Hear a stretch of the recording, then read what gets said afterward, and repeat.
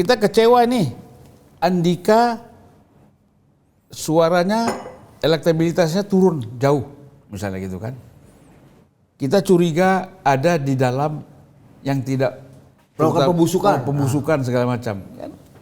Kalau make sense. Kalau turun. Kalau turun, siapa yang membuat isu Bambang Pacul ini main dua kaki? Siapa?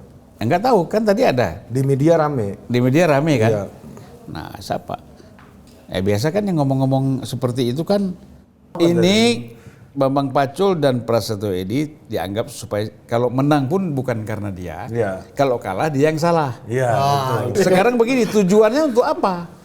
Untuk Melakukan itu kan gitu. Ya, untuk apa? Untuk sampai ke telinga Bu Mega. Nah, ini apa nggak ngomong? Supaya Ibu Mega memberi sanksi kepada orang-orang ini. Prasetyo Edy dan Bambang Pacul.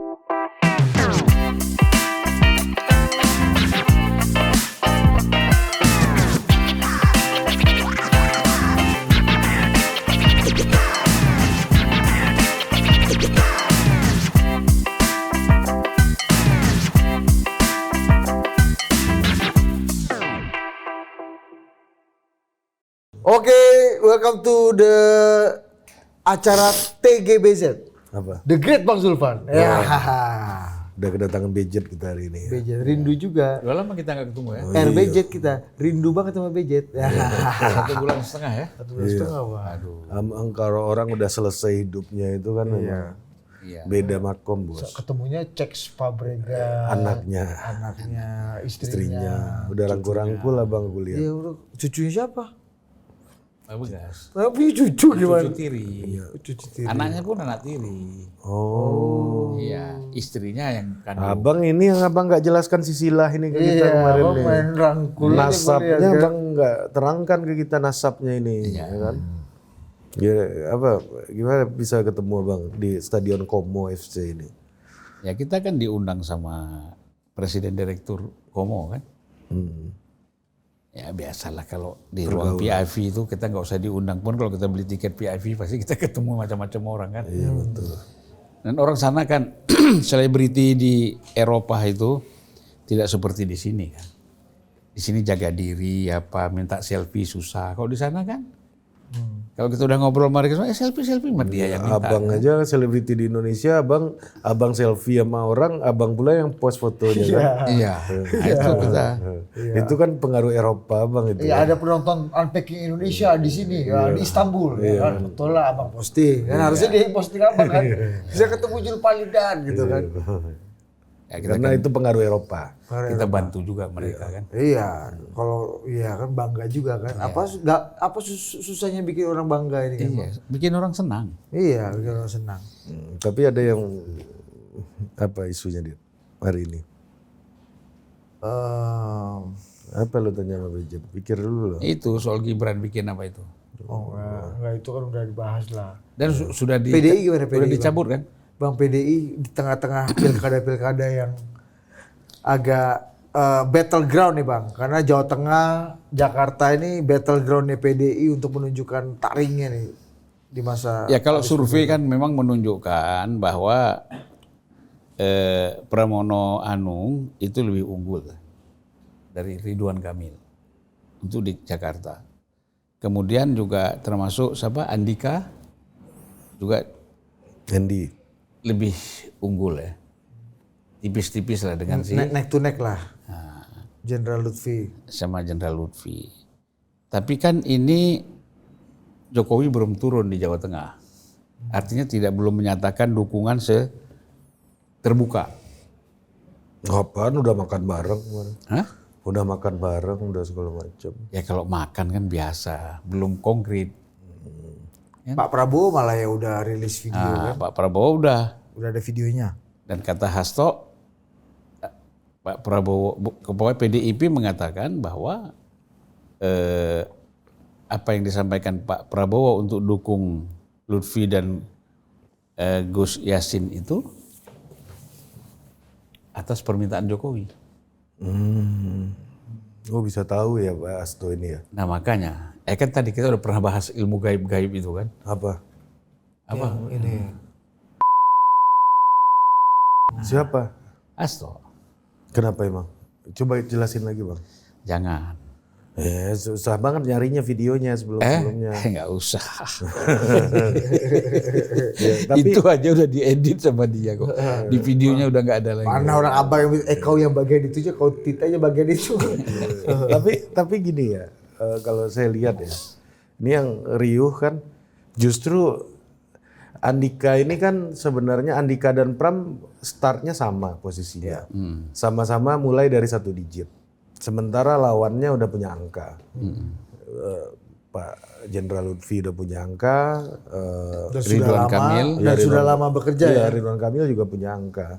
Harusnya lah yang bekerja hari ini untuk menyampai angka yang sudah dicapai hari ini oleh Pak Andika dan Pak Pram itu orang-orang yang harusnya dapat apresiasi lah gitu kan. Kalau saya lihat begini, ini PDIP ini kan defensif aktif. Ya kan? Karena dia sebagai underdog, dia defensif tapi aktif. Si Pak Lutfi dan Ridwan Kamil mau ofensif tapi pasif. Harus kan ofensif itu kan lebih aktif. Ya. Tapi dia mau citranya ofensif tapi sebenarnya pasif. Tidak banyak yang dilakukan sesuai dengan keinginan-keinginan masyarakat. Tidak bisa menggunakan bahasa Jawa Barat di Jakarta ini.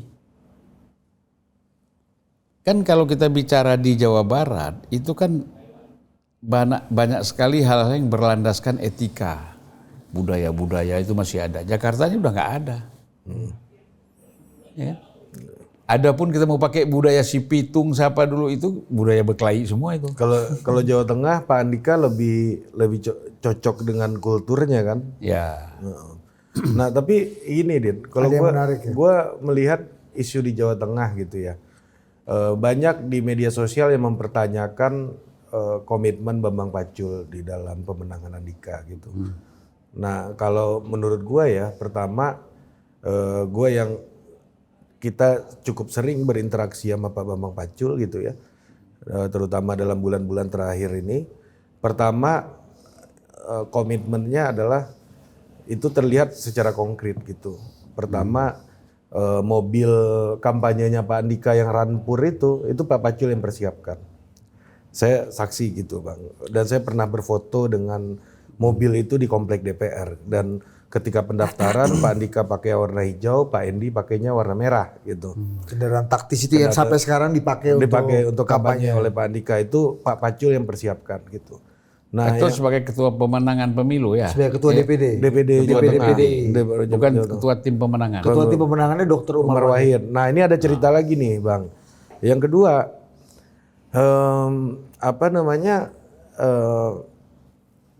Pak Bambang Pacul juga meminta Dr. Umar Wahid gitu ya, mengusulkan kepada kami untuk mewawancara Dr. Umar Wahid di sini. Dan kita udah wawancara juga Dr. Umar Wahid di sini atas usulan dari Pak Bambang Pacul gitu. Nah, kita juga berterima kasih kan dapat kesempatan untuk mewawancarai orang sekaliber Dr. Umar Wahid dengan berbagai macam experience-nya, pengalamannya, dan sekarang jadi ketua tim sesnya Pak Andika gitu. Nah, yang ketiga itu dia yang juga gua ingat, Pak Bambang Pacul waktu itu nelpon di depan kita loh untuk menentukan tanggal pendaftarannya Andika Hendi. Gue ingat banget di depan kita dia nelpon, daftarnya hari ini aja gitu, hari besok aja kalau nggak salah waktu itu, kan di hari kedua tuh daftarnya. Karena mengikuti kalender Jawa, dia yang ngitung kalender Jawanya.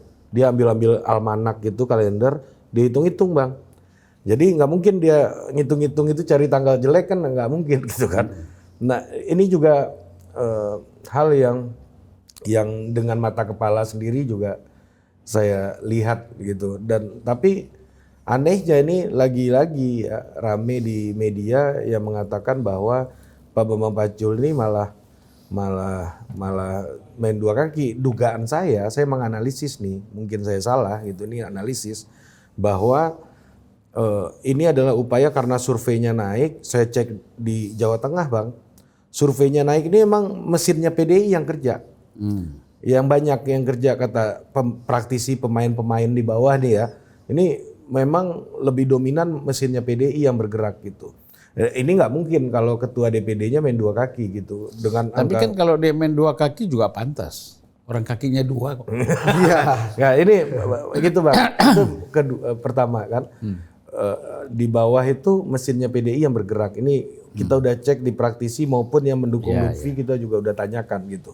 Nah, yang kedua juga saya lihat gitu ya, apa namanya, surveinya naik ini, saya menganalisis adalah ini potensi Andika menang ada. Jangan sampai Bambang Pacul yang dapat kredit kalau ini menang. Jadi namanya dihapus dulu dari undangan perayaan kemenangan nih dari sekarang. Dengan dia dipatahin bilang, ya. dia bilang pengkhianat gitu. Yang kedua, kalau kalah Bambang Pacul udah siap juga jadi kambing hitam dalam isu ini gitu. Oh jelas lu main. Lu pengkhianat lu gitu kan. Tapi kan memang apa namanya, ini orang lapangan gitu ya. Pendekatannya tentunya lebih cocok, dia lebih memainkan peran untuk melihat teritorialnya ketimbang heboh-heboh kritik Jokowi segala macam gitu. Tapi lebih melihat peran strategis, termasuk juga ketua tim ses bukan Bambang Pacul menolak, dalam artian dia bukannya nggak mau jadi ketua tim ses, yang setahu saya nih, karena awalnya dia jadi ketua tim ses kan, Diumumkan oleh Pak Andika. iya, diumumkan oleh Pak Andika, bukan dia nggak mau, tapi nggak strategis. Kenapa PDI lagi? Mending kita coba rangkul orang NU gitu, karena Dr. Umar Wahid lah yang diusulkan oleh Pak Pacul kepada Pak Andika cari orang NU, dan muncullah nama Dr. Umar Wahid gitu. Jadi menurut saya sih, saya nggak tahu nih siapa yang bertepuk tangan ketika Bambang Pacul disingkirkan gini, pasti ada yang bertepuk tangan. Nah, menurut Abang gimana? Karena kita lihat, aku tambahin sedikit, karena sekali lagi balik ke postulat awal bahwa pertumbuhan Pak Andika dan Mas Pram ya di Jakarta dan di Jawa Tengah, ini kan pasti ada orang-orang dan mesin yang juga terlibat untuk mencapai titik yang udah hampir neck to neck ini kan Bang. Jadi jangan sampai Kalau kita lihat kan begini, memang apa yang laten nih menurut Abang nih? pertarungan kan kembali lagi pertarungan lama menyangkut pilpres itu balik lagi sekarang ini. Setiap ada momen politik itu pasti itu muncul lagi orang puan non puan. Kan kayak gitu. Bambang Pacul kan dianggap orang puan. Ya 100%. 100%, ya kan? Bahkan Utut juga orang puan. 100%. 100%. Nah, jadi ini pokoknya yang namanya orang-orang yang katakanlah dia ada di dalam kelompoknya puan, ini kan mau dikerdilkan. Ya kan? Oleh elit yang lain. Siapa? Ya bisa sekjen. Hasto maksudnya. Ya bisa. Siapa yang membuat isu Bambang Pacul ini main 2 kaki? Siapa? Enggak tahu, kan tadi ada. Di media rame. Di media rame kan? Iya. Nah, siapa? Biasa kan yang ngomong-ngomong seperti itu kan sekjen atau elit-elit PDIP yang lain kan, yang non puan lah, gitu. Dan karena sebenarnya basis puan kuat di Jawa Tengah kan.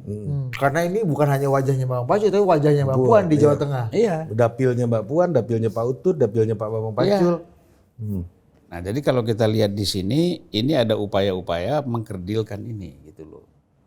Nah, oleh karena itu kalau saya melihat bahwa isu-isu seperti itu nggak mempan, karena Bambang Pacul ini kan udah cukup berakar di sana. Ini kan mainan-mainan elit nih, yang ingin seolah-olah ditangkap oleh Ibu Mega, kemudian ini nggak benar nih. Tapi kan lagi-lagi di PDI itu hakim tertingginya Bu Mega, dan dimainkanlah isu ini untuk mempengaruhi pandangan Bu Mega. Berarti tujuannya itu kan? Jadi sasaran dari campaign di media sosial ini, pembusukan tadi yang Ari bilang adalah telinganya Ibu Mega. Ya, artinya ingin dikesankan kepada Ibu Mega, orang-orang ini tidak fokus, tidak solid membantu Andika. Padahal angka survei naik nih. Anak survei naik, ya kan? Nah, Bisa karena mesin, bisa karena Pak Andika yang kerja, macam-macam. Tapi faktornya ini bekerja semua. Nggak mungkin 2 kaki lah kalau ada yang naik gitu. lari, ya kan? itu kan udah pasti masyarakat juga goyang kan. Ini kan masyarakatnya solid juga kok. Survei solid kan. Jadi kalau saya melihat kembali lagi persoalan pertarungan antara kelompok yang ada di elit PDIP ini belum selesai. Bahkan mungkin tidak akan selesai selama Megawati menjadi ketua umum. Ya kan? Tidak akan selesai. Harus salah satu memimpin. Baru akan selesai. Akan selesai. Tapi kan yang memimpin ini siapa? Nah, ini maksud abang kalau Megawati ketua umum ada ini pertarungan sekjen berarti ini.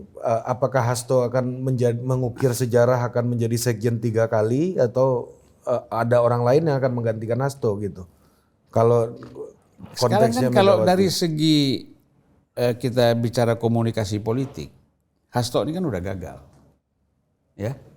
Mengkomunikasikan politik kepada kelompok apakah kawan, terutama kepada lawan-lawan politik. Selalu menyerang, ya kan? Padahal dalam politik ini kan ada soft approach, ada hard approach. hard approach, kemudian di samping itu juga ada diplomasi kan. Nah, memang ya susah. Hasto ini kan nggak ngerti teori dialektika kan? Nggak ngerti dia betul. Nggak ngerti. Bukannya jago pidatonya. Ya, Pidatonya hebat banget saya lihat. Ya kalau pidato, tapi kan teori-teori Marxis, Hegel. Because of Madam Megawati. Nah gitu-gitu tuh waktu Ya. sidang dokter disiarkan Itu kan secara live ekspresi di itu kita Kompas kadang-kadang TV. gitu. Abang nggak datang waktu sidang dokter Pak Hasto? Nggak diundang juga kan? Aku nonton di live di Kompas TV, satu-satunya sidang dokter yang di live streaming sama TV nasional tuh kayaknya sidang dokternya Pak Hasto. Ya karena momennya. Kira-kira ada nggak pernyataan yang menyatakan memojokkan Jokowi atau Prabowo kan gitu? Itu ditunggu orang. Ternyata nggak ada kan? Ada banyak. Oh banyak. Iya, Aku nggak nonton. Jokowi ya. Pak Prabowo-nya aku belum lihat tuh. Kayaknya enggak kalau Prabowo. Nah jadi orang nunggu itu. Kan itu newsnya kan. Nah, kalau sekedar membacakan tesis itu apa? Disertasi gelar doktor itu kan biasalah. Itu resepsi kan. Ya resepsi. Ujian sebenarnya kan udah sebelumnya. Itu udah latihan Yang segala ditunggu macam. orang ini kan apa statement Hasto nih soal Jokowi. Iya. Ya kan? Soal Pilpres. Jadi kembali lagi Bang, Abang melihat ini sebenarnya problemnya di internal competition gitu. Iya. Di dalam PD Perjuangan. Nah, kenapa? Meskipun tujuannya sama nih Bang, ingin memenangkan nggak mungkin calon-calonnya. kan mereka mengatakan Puan main 2 kaki. Tidak mungkin mengatakan Puan tidak solid mendukung Andika ataupun Pramono Anung misalnya. Nggak mungkin. Kenapa? Ya karena tabrakannya problemnya terlalu berat. Jadi simbol-simbol ini orang-orang yang ini yang dipakai gitu loh. Tapi tujuannya memang untuk memojokkan Puan juga. Kan? Harus ada yang disalahkan atau dipersalahkan dalam proses ini gitu Bang. Ya, tapi itu bukan maunya Puan. Mereka tidak berani langsung menyerang Puan. Ya. Akhirnya yang jadi korban kan simbol. Termasuk juga menurut saya Bang ini analisis ya. Ini Abang setuju atau enggak saya nggak tahu. Provokasi dari Hasto kepada menyerang Jokowi dan pemerintah gitu ya. Untuk membuat suasana panas sehingga ada perubahan MD3 yang membuat Puan tidak lagi menjadi ketua DPR, ya kan? Kemungkinan tidak jadi ketua DPR sehingga karir politiknya pasti akan meredup gitu karena bukan lagi memegang posisi yang sekarang kan kalau turun itu kan agak susah gitu. Ya, jadi saya membaca ada upaya ke arah situ juga. Ya tapi itu akan gagal. Karena kan kalau misalnya Puan tidak menjadi ketua DPR pasti Sumi Dasko kan. Iya. Kan gitu. Nah, Gerindra dan Sumi Dasko tidak tertarik menjadi ketua DPR.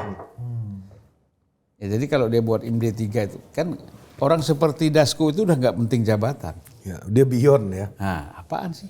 Ketua DPR, wakil ketua DPR atau apapun dia nggak ada masalah. Ya kan? Kecuali Dasko itu ambisius menjadi ketua DPR. Barulah. Pak Dasko nggak ambisi ya Bang ya? Kalau untuk ketua DPR enggak lah. Dia udah paham. Kalau saya ya, kalau kita lihat dari sudut pandang politik, bahwa orang seperti dia kan apalagi kurang. Pengumuman kabinet dia di sebelah Ya, RI. Prabowo. Ya kan? RI 1,5 atau RI 2,5 lah. Ya antara dua itulah. Kemudian banyak sekali apa-apa hal yang ingin diputuskan oleh Pak Prabowo, Konsultasi. paling tidak bertanya lah, Ya. ya kan? Bertanya.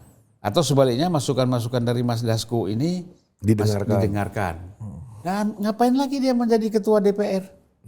Nah, jadi upaya-upaya itu akan gagal. Mereka tuh nggak mampu membaca itu. Karena Gerindra sendiri nggak punya appetite untuk ngambil posisi ini gitu Bang ya. Berarti Bang mereka Atau gini, provokasinya Pak Hasto yang nggak berhasil. Karena kan kita misalnya tadi provokasi dengan alot-alotan tadi nih.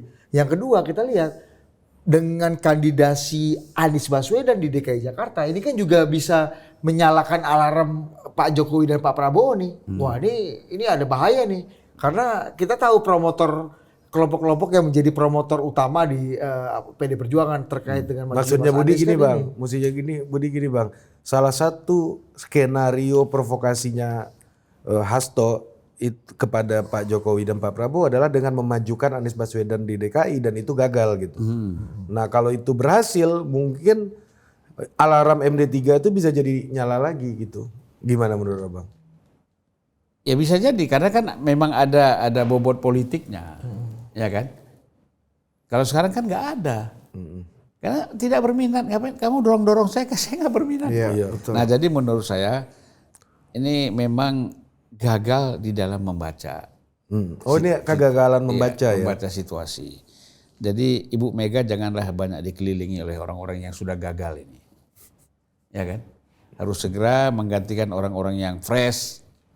Orang-orang yang baru, ya, kemudian memang punya kapasitas baik dalam politik ataupun dalam intelektual, terutama di dalam membaca situasi politik yang ada sekarang. Nah, Bang jangan kayak begitu juga, Abang nanti kita dicap podcast musuhnya Bu Mega nanti, Abang nggak ngerasa Kan kita kan menunjukkan Bu Mega harus mencari orang-orang.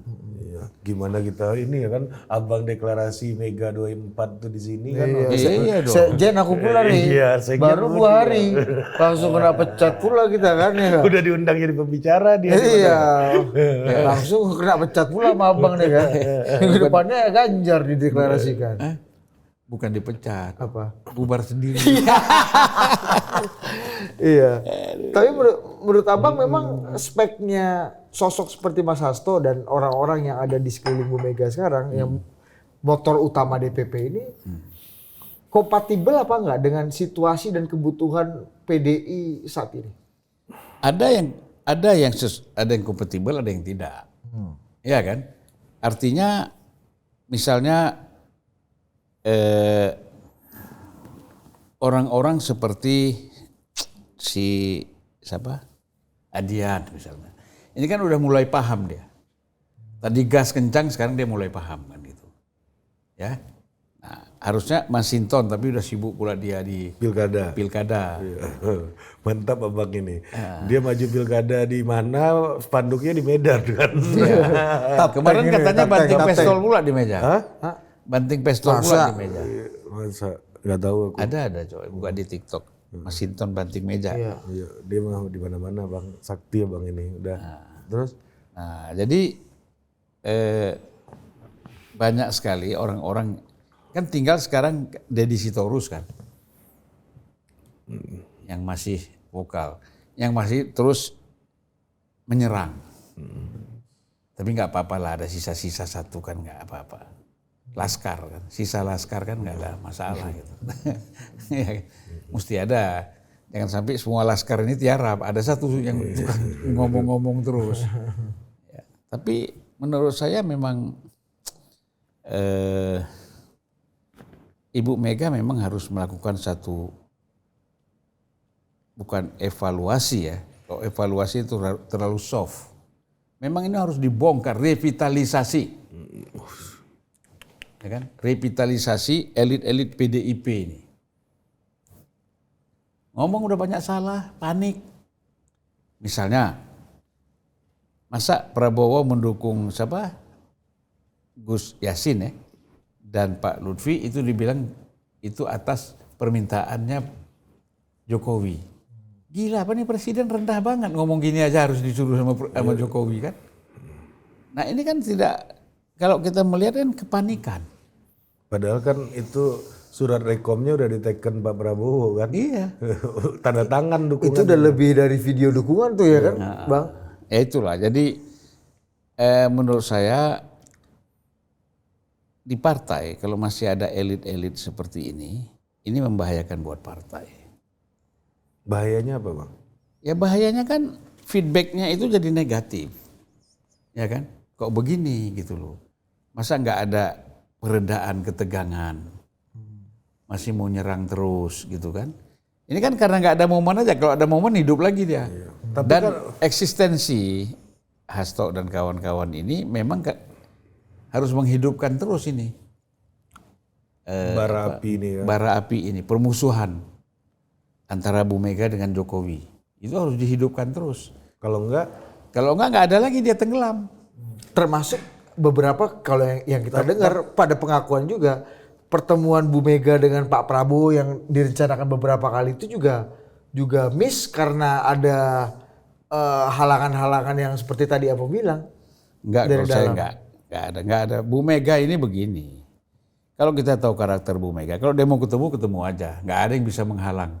Enggak beranilah mereka memberikan masukan-masukan negatif. kalau memang mau ketemu ya. Kalau mau ketemu aja. Oh, jadi artinya Ibu Meganya aja. Bu Mega. Sama kayak Bu Mega nggak nyalonin Mas Anies ya, memang Bu Mega aja nggak Bu mau Mega Mas nggak Anies mau. bukannya. Enggak ada cerita masukan sana masukan sini.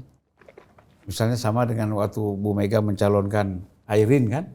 Ya. Itu memang maunya Bu Mega. Nah itu kan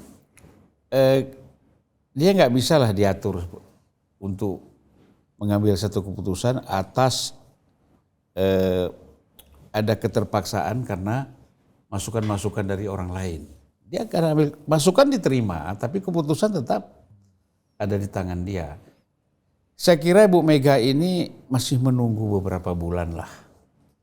Dia menunggu beberapa bulan, melihat dulu pemerintahan Prabowo ini seperti apa. Ya katakanlah hubungan sejauh mana intensitas antara Prabowo dengan Jokowi dalam perjalanan waktu. Ya kan?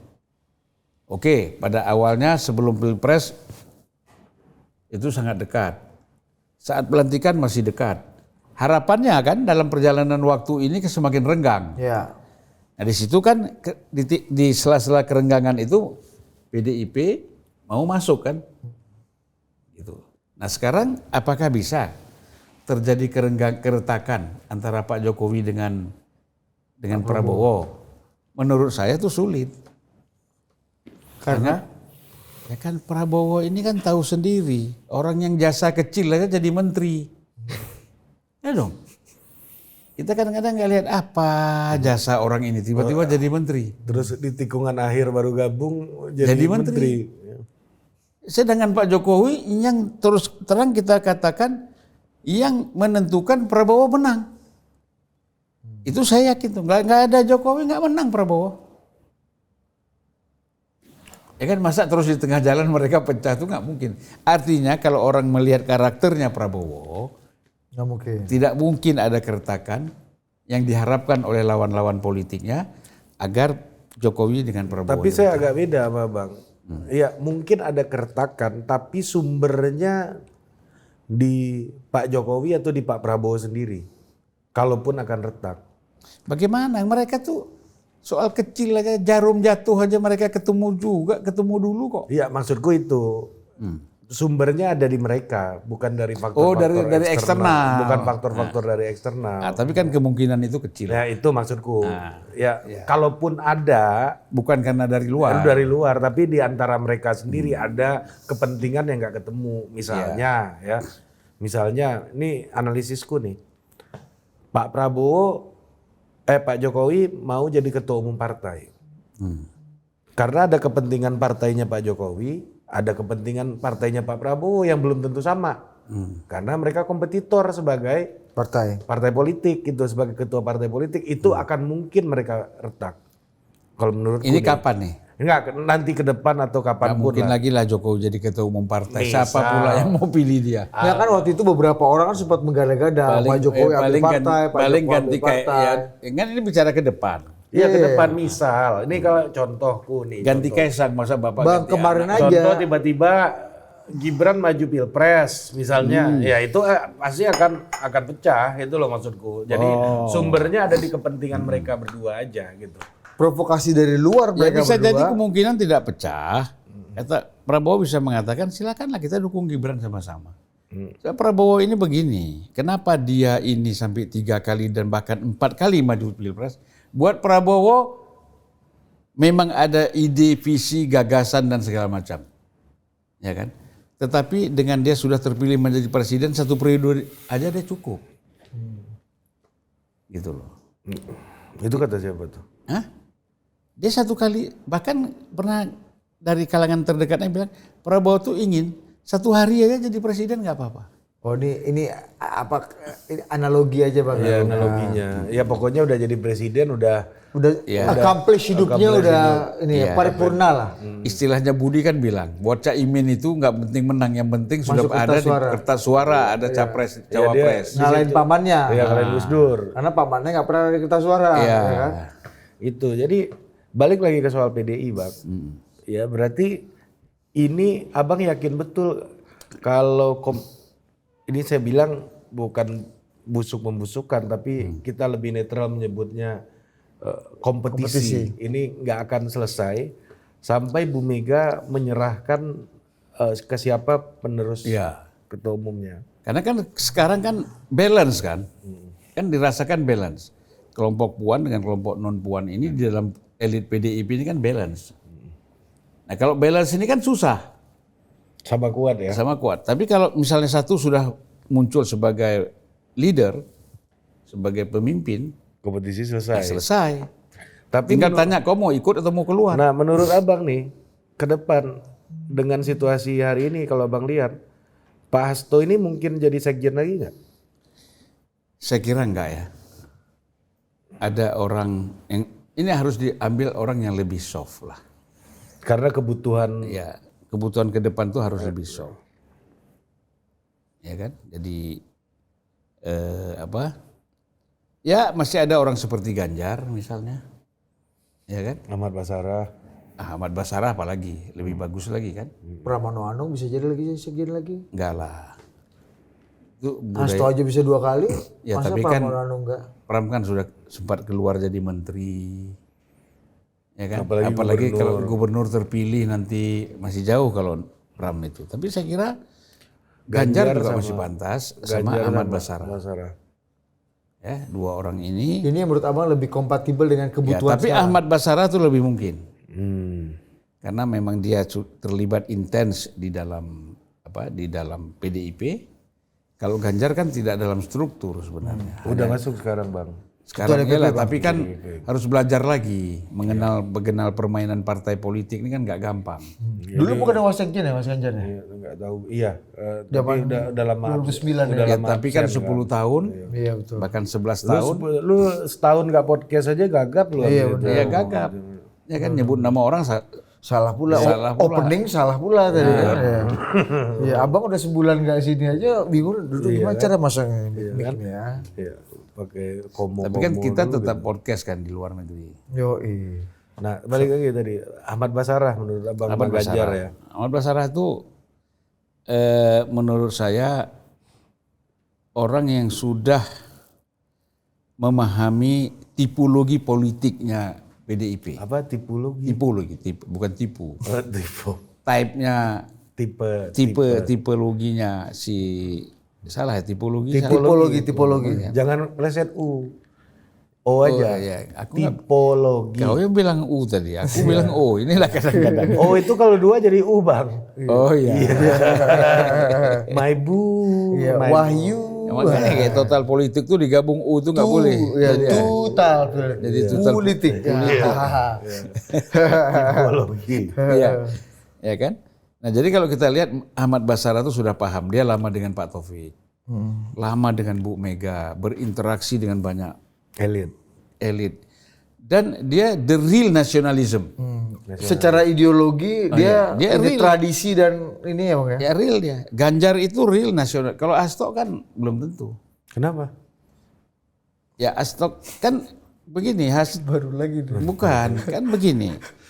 Kalau ini kita bukan artinya kita rasis mau beda-beda kan. Hasto ini kan base-nya Katolik. Ya kan? Kalau Katolik ini bergabung dengan PDIP, ini kan pusi. Oh, Pak, ini Partai Katolik maksudnya ya. Partai Oh, Katolik oke, dulu oke, kan. iya. Ini turunannya kan Hasto. Partai Katolik bukannya anti Bung Karno dulu ya? Enggak loh. Franseda gitu-gitu kan. Oh iya. Pak Kasimo. Dia memang agak dekat sama PSI ya. Iya. Cuma Isumanandi sama siapa namanya nih? Iya, Pak Arican, Harican, ya. Sekjen Partai Katolik. tapi memang secara kultur akhirnya disatukan sama Ali Murtopo. Oh iya, Situ, di Orde dipaksa, Baru. dipaksa. Di Orde Baru. Iya. Ada Murba, ada macam-macam. Iya di Orde Baru. Itu kan belum tentu cocok juga kawan ini semua kan. Partai Katolik sama Iya, itu maksud Partai gua. Krist Parkindo juga belum tentu Iya, cocok itu- kawan ini itu dua. poin gue itu. PSI sama Murba aja nggak cocok. Iya, dipaksa cocok sama Ali Murtopo. Buatan Malaka kan PKI aja kurang kiri kan. Iya. Kalau misalnya dia bilang Opung Panda dari Parkindo, gitu-gitu kan maksudnya Bang, kan? Iya. Walaupun dia denial terus kan. Iya, Udah nggak ada, selesai sudah kita selesai. nasionalis lu kau. Ya kan enggak, itu jelas. betul. Kita kan tadi kita Itu benar udah selesai, Udah tapi kan selesai. DNA politiknya kan nggak bisa. Ya, tapi kan dalam kita menganalisis kan ada konteksnya. Ya kan, supaya akademik kan gitu. Kalau enggak kita nanti gagal jadi sarjana FISIP kan gitu. Kalau abang ini Maksud kan, aku dia. kalau abang ini kan bisa ditrace kan tradisi dan ini. HMI kan. Iya kan, HMI. SMA. Kan? Iya. Terus Sesama Anies Partai Baswedan. Katolik. Terus apa relevansinya bang? Dia nggak nasionalis gimana maksudnya bang? Ya kan artinya kita kan bicara tadi kenapa yang menggantikan Hastok itu lebih tepat Ahmad Basarah misalnya. Kan PDIP sebagai partai berideologi nasionalis ini kan memang membutuhkan orang-orang yang betul-betul nasionalis. Yang dia memang kekuatannya memang di dalam negara. Nah kalau kita bicara misalnya garis politik. Kalau Katolik ini kan masih ada garis Vatikannya. Terbukti kan dengan datangnya Paus kemarin. Oh, KTA-nya banyak ya kalau Katolik Banyak. gitu kan. Ya kalau GMNI, Soekarnois ya udah di situ. Bang, tapi kan gini, abang boleh bilang tradisi dan DNA politiknya siapapun, apa Partai Katolik, Partai Kristen, Indonesia atau Murba atau macam-macam. Tapi kan Mas Hasto udah membuktikan bahwa beliaulah pengurus dan elit partai intelektual yang paling Soekarnois. Karena dengan double disertasi yang mengangkat Soekarno ini kan. Double doktor 2 kali doktor bang. Ya itu apa? Masa abang masih nggak percaya kalau beliau ini the true Soekarnois? Geopolitik Justru Bung secara Karno. intelijen dipertanyakan apa pula kawan ini mau bikin tesis 2 kali. Iya dong, ini kan kita. Ya kan? Emang gitu, Bang? Abang sebagai Pendekatan intel intelijen gitu? kan kecurigaan. Kalau orang yang udah Soekarnois nggak perlu bikin-bikin gitu ya kan? Iya benar. Bener juga sih bang. Iya kan? Ini rekognisi untuk rekognisi gitu. Ya, Bang. minimal di gua Din. Gue itu masih ragu dengan kemuhammadiyahan gua dulu. Wah, makanya gue tulis lah Syafi'i Ma'arif sebenarnya. Ya, untuk ini Memperkuat kemuhammadiyahan. Iya, Gua begitu dulu. Ya Bang. gitu kan? Iya. Jadi gitu. logiknya gitu Bang ya. logiknya Ini akal gitu. sehat aja ya. Akal sehat. Bukan ilmu intelijen. Hah? Ilmu intel ya? Ya pertama kan kecurigaan dulu. Oh iya. Nah tapi gini bang, ini kan juga persoalan untuk menjadi elit partai di PDI itu bukan hanya soal ideologi, bukan hanya soal kebung Karnoan gitu, tapi juga soal kedekatan. Nah dalam konteks ini kan Pak Hasto ini sudah teruji bisa melayani maunya Bu Mega semuanya, ya kan? Bahkan apa namanya teman saya yang sekarang jadi stafnya Pak Hasto juga, Boni Triana gitu ya, menjadi teman diskusi sejarahnya Bu Mega soal gimana dulu Bung Karno ini segala macam gitu ya, dan Boni punya ketelatenan untuk menemukan bukti-bukti dari kehidupan Bung Karno ya difasilitasi oleh Sekjen Hasto. Dan yang kedua narasi anti pemerintah dan Jokowi pengkhianat ini kan juga adalah imajinasinya Bu Mega atau hal yang juga disukai Bu Mega yang terus disuplai oleh Sekjen Hasto ini? Gimana? Mau menggantikan orang yang sudah sevital ini menurut Abang? Begini, karena PDIP ini kan partai pusi dari banyak partai. Menjadilah PDI dulu kan. Kemudian berlanjut berkembang menjadi PDIP. Yang juga di luar PDI yang pusi. Sebenarnya nggak ada urusan. PDIP ini nggak ada urusan dengan pusi itu. Ya kan? Makanya kalau Opung Panda mengatakan nggak ada hubungan itu. Sudah selesai itu. Karena PDIP bukan hasil pusi. Hasil betul. pusi itu PDI. Betul. Tetapi orang-orang yang berada di dalam PDIP sekarang itu kan punya akar sejarah. Ya kan? Yang itu juga tidak bisa dinafikan. Nah, tentu baik misalnya ini, partai itu selalu melihat realitas. Misalnya Golkar, selalu sekjennya itu tentara. Ini kenapa? Idrus tentara. Hah? Sebelum reformasi. Oh sebelum kan? reformasi. Ya, benar. Tentara. Bahkan di awal reformasi juga tentara semua Bang ya. Ya. Pak JK tuh 2 kali tentara. Tapi Pak Ludwig tentara. Sarwono Iya sih. ya ada beberapa pengecualian. Ya, tapi kan sudah Parto lah Pas itu kan. Parto udah bergeser juga waktu itu udah berpikir soal demokrasi multipartai makanya Sarwono masuk. Di Tapi awal kan reformasi malah, Bang. kebanyakan sekjen Golkar itu tentara. Kan gitu. Karena itu untuk menampung ABG kan, ABRI, birokrasi dan Golkar kan. Kan itu harus. Nah, tapi begini juga, kalau misalnya jangan salah, ketua umumnya sudah tentara, nggak mungkin sekjennya tentara. Oh makanya Ya kan? Misalnya Pak Darmono kan tentara. Sarono ketua Oh iya Sarwono jadi sekjennya. sekjennya tentara waktu itu. Iya. Pak Wahono sekjennya Rahmat Fitular. Pak Wahononya udah tentara. Tentara. Oh iya. Jadi selalu digabung itu. Itu Unsur itu ada. Itu kan Golkar, Bang. Ya artinya Golkar melihat tidak boleh meninggalkan historis itu gitu.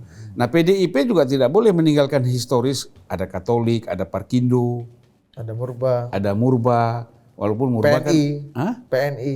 PNI, Nah, coba kita trace dulu sekjen-sekjen dulu. Pak Cip itu apa?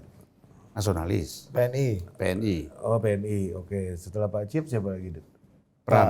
Chief Pak Pram. Pak Pram ini Alex Litai, Alex Alex Lister Katolik. Partai Katolik. Ya. Oke, habis itu Pak Cip, Pak Chief. nasionalis. Ini PNI ini ya, Pak Cip ya. Ya. Setelah Pak Cip, Pak Pram, Pram. Pak Pram apa? Ya Pram ini naturalisasi. naturalisasi lah. Ya, yang jadi ya apa ya Pak Pram ini bisa. Ya dianggap orang PDI aja dia. Ya Pak Taufik lah ya. Oke. Ya. Terus Sebenarnya aslinya Pak Eros. Karena yang masukkan Pram ke PDIP itu Pak Eros. Oh, Eros Jarot. Lah artinya begini kan, yang rekomendasi supaya dia diterima oleh Bu Mega itu Pak Eros. oh berarti nasionalis dong, Pak Eros. Belum tahu juga. Apa dengan sahabatnya Pak Eros? Gimana sih? Ya kalau Eros nasionalis. Iya. Nah, iya susah amat sih abang Ya, ngomong. tapi kalau Pramnya kan belum tahu kita. Pram ini perwakilan dari kelompok nasionalis lah ya. Teknokrat nasionalis lah. Boleh. Teknokrat nasionalis. Teknokrat yang direkomendasikan oleh Nasionalis. tokoh Ya, nasionalis. nasionalis lah Pram itu kita masukkan ke dalam nasionalis. Tapi bukan beliau GMNI nggak Pak? Tapi nasionalisnya berbeda dengan GMNI. Dia bukan GMNI. Bukan PNI. Dia Tradisi ini kan- akarnya PNI GMNI ya. Kalau Eros Jadi Jarot Pram ini dasarnya adalah pengusaha. oh karena waktu itu Golkar lagi partai Pak JK kan waktu itu kan jadi ketum ya. Yang lucunya abis Pak Pram kan Pak Cahyo. Iya kan? Pak Cahyo Golkar. Kenapa? Sekjennya Iya, Golkar. tapi basisnya GMNI dia. Oh. Nasionalis. Nasionalis. Abis, oh gitu. Habis Pak Jaya Mas Hasto. Hasto. Hasto kan Katolik. Sama kayak Pak Alex dulu. Alex Litai. Oh ini Pak Alex. Ya. Oh ini Alex itu tuh Parkindo apa Katolik bang? Dia kan, ya dia Saya itu, coba cari sambil ya dia bang. tuh GMKI ya. Oh berarti Parkindo. Ya Protestan. Iya. oh berarti Kristen udah, nasionalis udah, Katolik, Katolik udah. udah. Ya berarti ini balik lagi nih tradisinya ke nasionalis lagi gitu. Maksud abang gitu. Ya bagus lah. Enggak, maksud abang gitu kan? Iya, iya. Poinnya gitu loh. Iya, iya. Aku ikut aja apa kataku. Aku mau menanya abang nih, ya kan? Ini kita udah kayak giliran yang dibikin Gus Dur soal Panglima TNI kan. Iya Angkatan kan? Udara. Kan itu kan teori abang, matra-matra ini kan. Oh iya bener, Pak Alex GMKI. bener. GMKI. Berarti Parkindo. Dia ketua umum GMKI. Waktu itu kalau Pemkrinya ketua umumnya Markus Male, almarhum. Tapi menurut abang, apa konsekuensinya apabila ini 3 periode Pak Hasto jadi sekian? Siapa? Pak Hasto. Ya artinya PDIP ini menjadi partai pertempuran lagi. Ya kan? Karena Hasto adrenalinnya itu kan mencari lawan terus. Dia nggak bisa kalau tidak menciptakan konflik. Mati dia. Harus cari. Siapa lagi nih kita ciptakan konflik. Ya kan? Nah, sementara kan nanti ke depan itu kan harus soft. Harus orang yang memang bisa mampu melakukan diplomasi, pendekatan-pendekatan politik. Political approach-nya itu harus soft. Nggak bisa lagi dengan pendekatan-pendekatan keras, hard. Ya, Bang, izin Bang. Bukannya di bawah kepemimpinan Hasto ini, PDIP sebenarnya udah dapat akomodasi dari Pak Prabowo. 1, MD3 nggak jadi jalan. Ini resultnya aja Bang ya. Ya. Yang kedua, Pak Budi Gunawan jadi menteri. Meskipun itu tidak dianggap sebagai kader. Tapi kan kita tahu kalau kata Prof. Didi, mempertanyakan Budi Gunawan PDI atau bukan itu sama seperti mempertanyakan Pak Mahfud itu Madura atau bukan gitu. Yang berikutnya BPIP dan BRIN masih di tangan Ibu Mega sampai sekarang. Iya.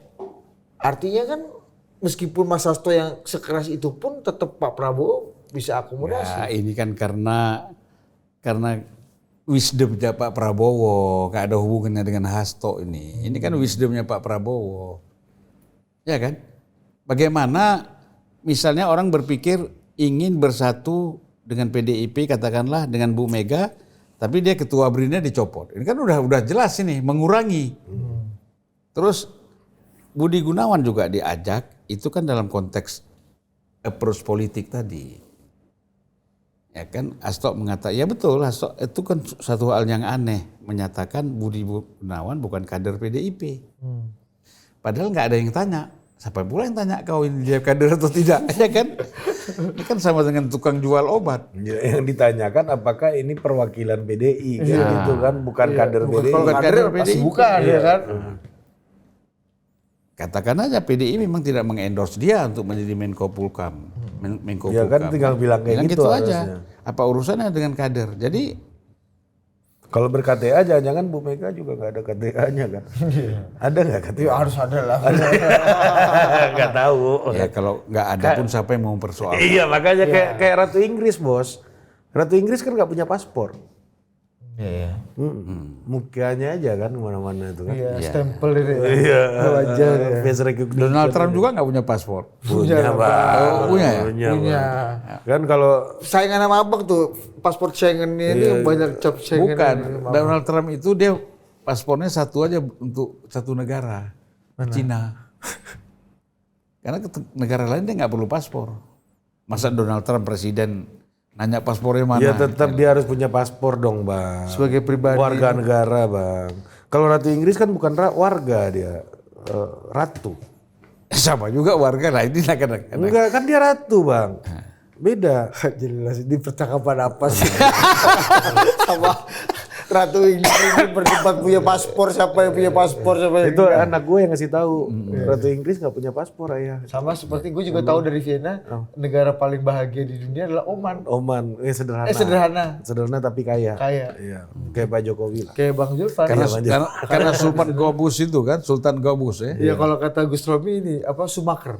Nah. Sugi mecak kere. kere. Iya. Enggak Kaya cocok. tapi Sumaker. pura-pura miskin. Sugi macak kere ya. Ya, gimana Bang? Itu pendapat Abang nih. Berarti PDI akan mengalami makin turun nih kalau Hasto 3 kali. Hasto 3 kali. Ya menyaingin Bu Mega dong. Ush. Bu Mega ketua umum terus, dia sekjen terus. Nah ini kayak nggak ada kader lain aja. Ya kan? Banyak kader PDIP itu yang mampu. Tadi kita udah sebut nama-nama ya. Ganjar. Ganjar, terus si Ahmad Basara. Walaupun Ahmad Basara mungkin nggak ambisius juga. Artinya begini, memang Hasto itu kalau kita bicara kedekatan dengan Bu Mega itu sangat dekat. Ya, sangat dekat. Tapi kita lihat ke depan itu seperti apa. Karena kan situasi politik itu bisa berubah. Ya. Katakanlah sekarang masukan-masukan dari Puan agak susah diterima. Tetapi kan satu saat yang namanya manusia ini kan lentur juga. Masa sih saya lebih percaya orang lain? Ya kan? Dari orang yang saya besarkan, kemudian saya didik dalam berpolitik khususnya, masa saya nggak percaya? Dan masa dia mau berkhianat kepada saya? Kan gitu. Berarti maksud abang Hasto bakal sama Ibu Mega ini bisa jadi penerus ketumnya Hasto di sini? Gak bisa lah, jauh itu. Gak bisa. Kan kita katakan tadi bahwa tidak Puan aja nggak di second option ya. Iya. Kenapa ngomong gitu barusan kan? Loh iya, artinya begitu. Pada akhirnya kan kita bilang perubahan situasi politik bisa berubah. Akhirnya kan kembali lagi kepada Puan. Bang, atau jangan Termasuk Hasto nggak mungkin jadi ketum menurut abang? Nggak mungkin. Dari Kenapa? mana? Karena itu tadi rumpun ini penting. Ya kan? Kalau aku bilang layak Pak Hasto jadi ketum. Soal layak. Tetapi kan bicara rumpun. Base-nya di mana? Apalagi abang udah bilang tadi menyamai Ibu Mega kan kalau dia sekjen lagi kan. Ya. Berarti kan udah layak jadi ketum. Tuh. menurut abang yang layak untuk jadi ketua umum PDI itu adalah yang dari rumpun PNI, nasionalis. Ya rumpun PNI dan masih ada darah-darah Soekarno-nya. Atau terasosiasi dengan Bung Karno. Terasosiasi. Kan Ya, Mas Hasto udah membangun asosiasi itu secara pemikiran Dan coba gimana? dan intelektual. Nah, tapi kan sekarang ini kita kan nggak tahu, cuman tidak akar rumput dan kawan-kawan di daerah ini tidak bersuara aja. Kan mereka juga tahu sebab-sebabnya PDIP turun, ya kan? Kita bermusuhan dengan Pak Jokowi, ya kan? Kemudian kita terpecah-pecah di beberapa tempat, misalnya. Itu. Jadi kalau kita lihat ya, kawan-kawan yang betul-betul yang punya akar nasionalis nggak ada yang ribut di PDIP ini. Coba siapa? Pacul. Pacul kan nggak ribut, Iya. Basara. nggak ribut. Yang ribut Masinton.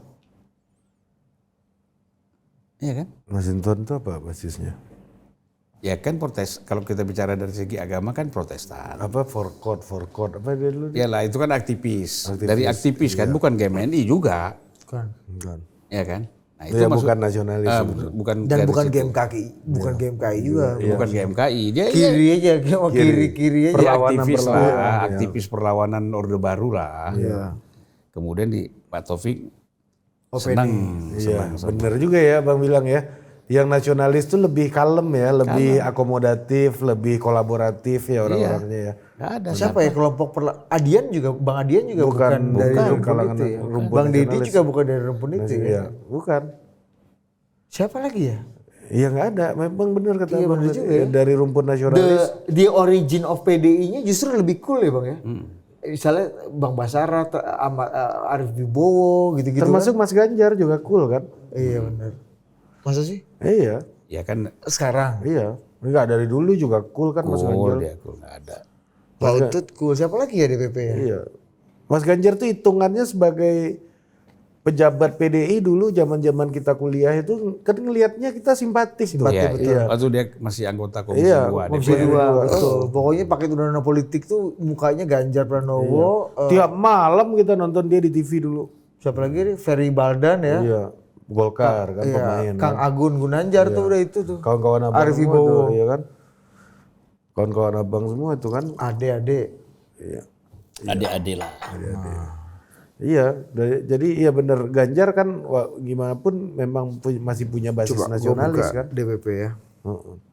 Iya, jadi memang lebih kalem ya Bang ya, lebih apa namanya melihat ya kompetisi politik bisa dibedakan dengan Ya itu kan memang membangun karena begini kan ini ada konsolidasi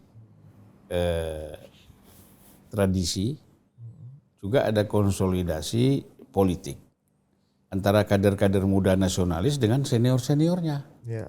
Mas Jarod juga santai, Mas Jarod. iya, Nasionalis. nasionalis GMNI di Surabaya.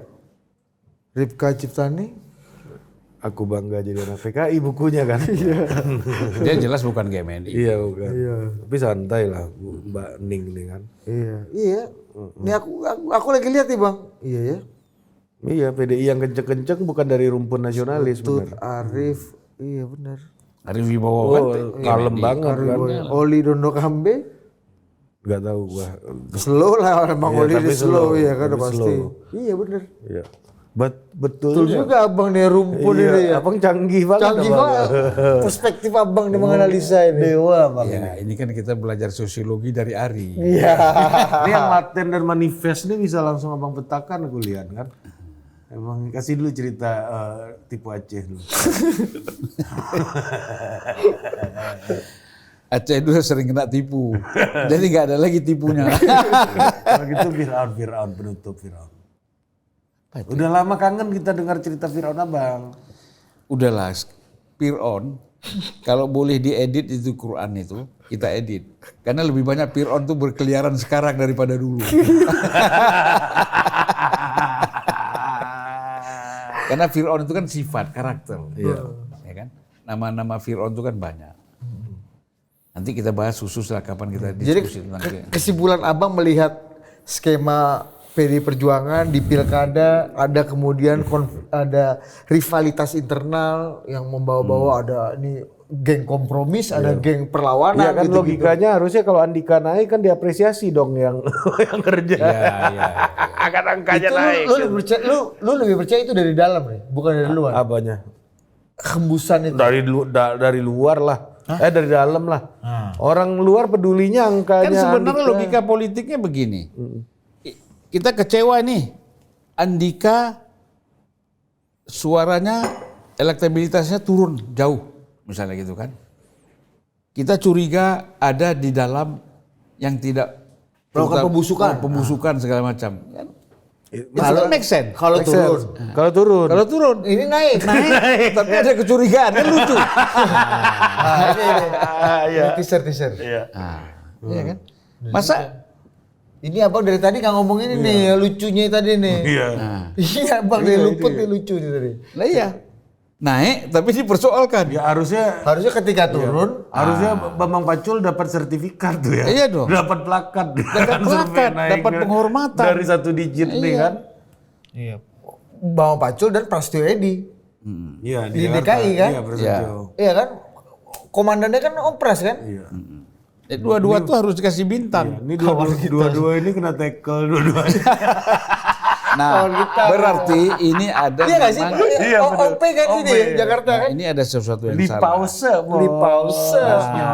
Ini Bambang Pacul dan Prasetyo Edy dianggap supaya kalau menang pun bukan karena dia. Iya. Kalau kalah dia yang salah. Iya, betul. Itu. Ini yang kita tunggu. Nih, Nah, Abang dari aku tadi udah sampai muter-muter tadi, kemana-mana ya, segala. ini yang Aku segala udah partai. sampai ini Abang aku berharap Abang ulang. Nah, Segala inilah partai sebenarnya Katolik, Abang ulas. Loh, sekarang begini, tujuannya untuk apa?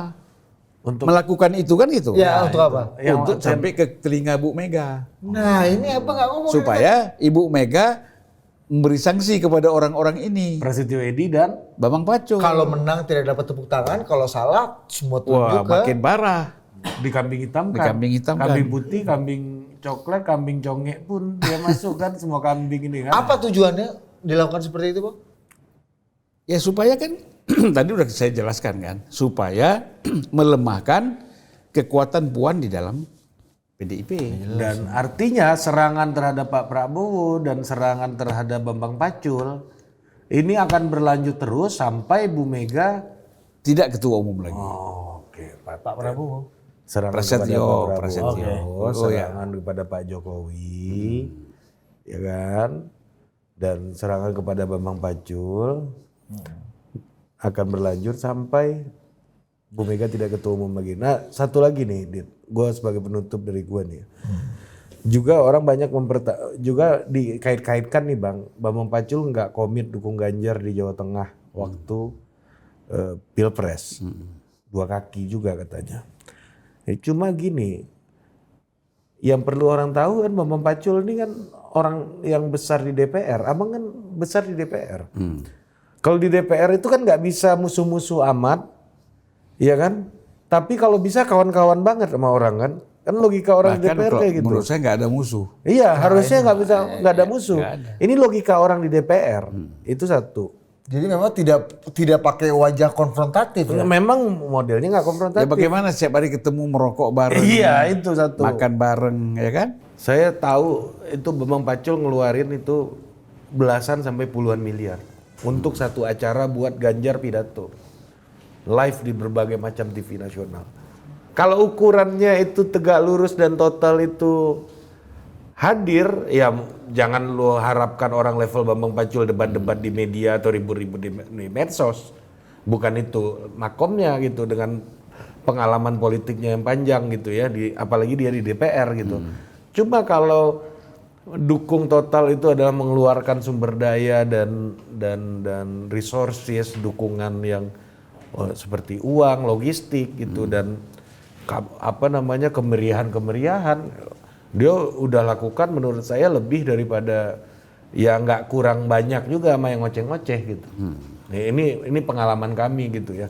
Ya intinya begitu, apapun yang dilakukan oleh Bambang Pacul, oleh tim-tim yang Puan, itu pasti dilecehkan. Bahkan dianggap tidak berbuat apapun gitu. Itu pasti. Ya nilainya dia kurangilah bobotnya itu. Karena ini kan pertarungan untuk merebut Kupingnya Bu Mega. satu itu. Kedua untuk siapa yang dipercaya untuk menjadi ketua umum nanti. Selanjutnya. Pertarungan dari sekarang. Ya. Coba kasih tausiah dulu penutup. Nggak ada, udah yang penting adalah Jadi udah damai belum lo? sama. Kan yang ribut kan lu. Bukan itu, yang itu. Ya udahlah. Nggak sih. Yang itu antara Jawa Tengah. Jadi apa, Bang? Dapil Jawa Tengah. Bang. Jadi aku udah tahu. Iya. Logicsnya apa? langsung salting. Logicsnya kalau angka naik, kalau angka turun, kau nggak kerja, kau dipersalahkan banyak. Ya. Ini angka naik, main 2 kaki. Angka naik disuruh main 2. iya kan? Itu Zulfan Logik. Zulfan Logik. Orang angka naik. Kalau angka turun, kau berkhianat Zulfan. Kau ini main 2 kaki kau, iya kan? Angka naik. Kau main 2 kaki. Loh, Logikanya di mana? iya. Nah, inilah. Justru harusnya kalau gitu jangan dimarahin. Zulfan, kalau memang ini naik terus gara-gara kau main 2 kaki, kau lanjutkanlah main 2 kaki. Kalau perlu kau ajak yang lain 2 kaki. Oh iya. Kalau dulu kaki orang kau tarik juga di sini. Iya enggak? iya dong. Ini Zulfan Logik hari ini nih. Itulah kalau ZL ini kan. Kalau politik hitam putih ini repot. Nah dulu dosen gue pernah bilang gini, namanya almarhum Iqbal Jayadi. Dia bilang gini kan, kita ini seringkali ngelihat manusia itu kayak di sinetron. Kalau yang baik banget, gak ada jahat. Kalau yang jahat banget, gak ada baiknya. Iblis baru Iya, iblis. Makanya katanya begini, kata almarhum Iqbal Jayadi kan, makanya Tuhan ciptakan iblis sama malaikat terus bosen. Kok ini baik terus, ini jahat terus. Gua bikinlah yang di tengah-tengah biar ada kejutan katanya. Nah, makanya bikin manusia katanya kan. Sekarang ketemulah Babe Iqbal nih sama Tuhan nih kan. Yang tenang di sana, Pak. Aku pikir Babe Hekal. Bukan, Babe Hekal masih pejabat, Bang. Oke, sampai jumpa lagi. Dah.